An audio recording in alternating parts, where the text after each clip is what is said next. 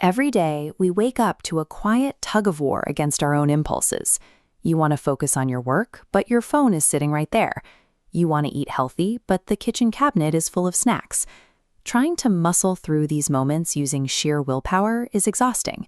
It treats building habits like a daily test of moral strength, and eventually we all get tired and give in to whatever is most convenient. But there is a different approach.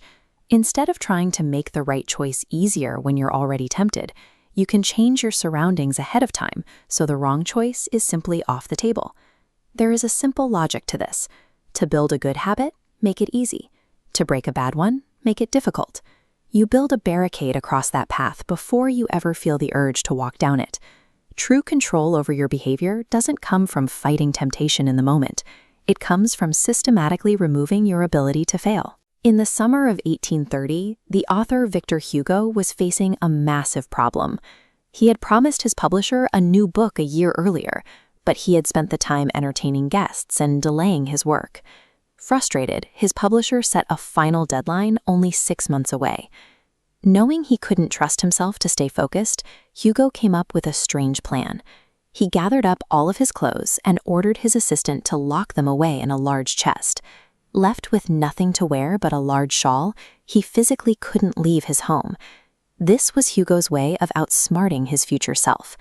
By making a single firm decision in that moment, he effectively locked in his behavior for the months to come. He didn't just hope he'd stay focused, he removed the option to do anything else. Because he literally could not go outdoors, he stayed in his study. The temptation to go out and socialize was physically removed from his environment, forcing him to write furiously through the fall and winter. The result of that forced isolation was the novel The Hunchback of Notre Dame, which he finished and published 2 weeks ahead of schedule. This strategy works because it lets you take advantage of your good intentions today before you can fall victim to your weak moments tomorrow. We can see this same principle applied to business in the mid-1800s. John Henry Patterson opened a small supply store for coal miners in Ohio.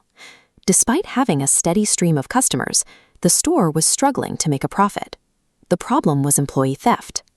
Receipts were kept in an open drawer, where numbers were altered and cash pocketed. With no video cameras or software to track transactions, you had to physically stand over employees and watch every single exchange yourself.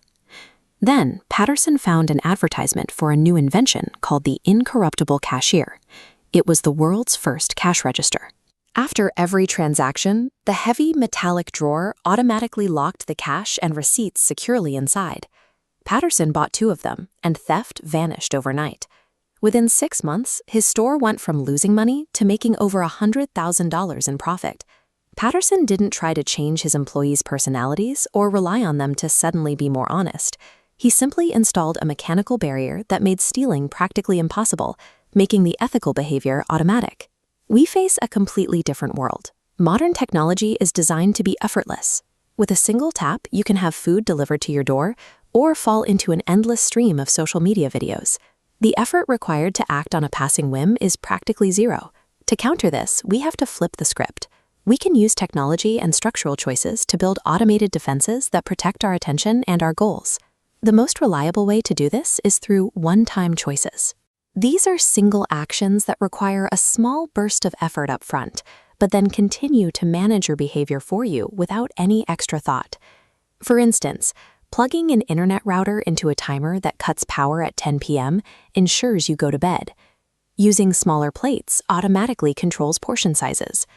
Setting up an automatic savings plan ensures your paycheck is invested before you can spend it. Every time you hand a repetitive choice over to technology or a physical constraint, you free up your mental energy. Instead of constantly deciding to do the right thing, you can spend your time on the difficult, rewarding work that machines cannot do for you. When you stack these strategies together, the one-time choices and the physical boundaries, they interlock to form an automated armor around your daily routines. Success isn't about hoping you'll have enough willpower when temptation strikes. It's about taking action today to engineer an environment where your desired outcome is practically guaranteed. So stop fighting your worst impulses. Look around your environment, find the friction points, and ask yourself, What is one single automated action you can take right now to lock out failure for tomorrow?